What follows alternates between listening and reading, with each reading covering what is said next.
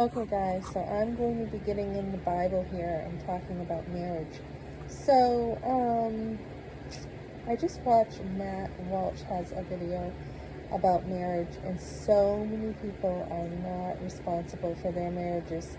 Instead of realizing they've made a choice, they choose to say, oh, we just, it didn't work out, or, oh, it just, wasn't meant to be, or we just, the infatuation just went away.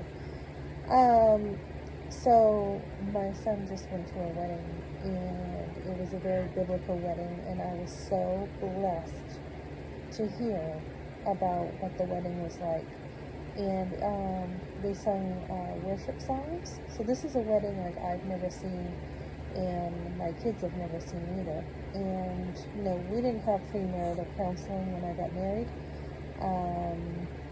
And this man has chosen to marry this woman, and he's also marrying in a church. He married her in a church with a community around him that if he ever was to push her or leave her or leave his responsibilities, not only would his family, his parents be holding him accountable, but best friends and her best friends, etc.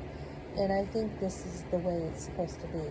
There should already be enough accountability in your family, and when you go to church, there should be accountability in your marriage already, that you wouldn't even think of pushing your wife, and you wouldn't even think of leaving your wife and your children and all your responsibilities. So Adam was the one who was told,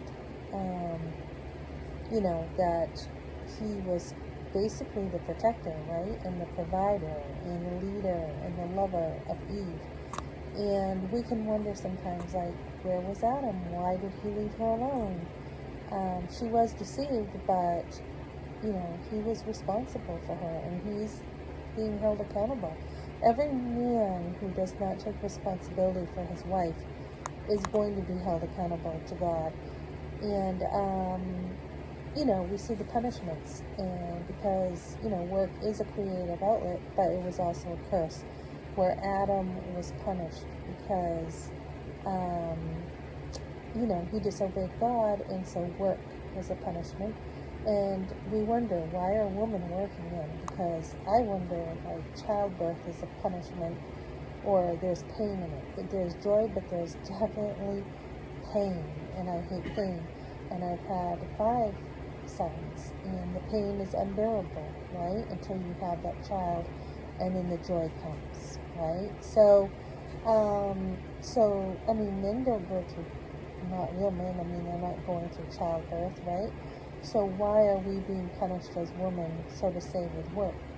I think we're supposed to work in the sense of helping our husband.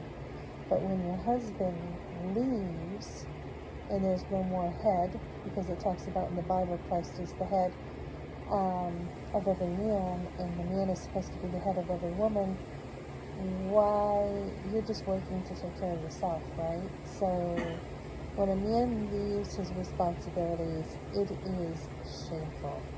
It is unbelievable. It's worldly that he has promised to love her for life, and he leaves.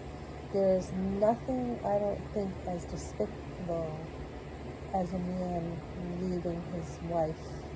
He used her when she was younger, and then he leaves her.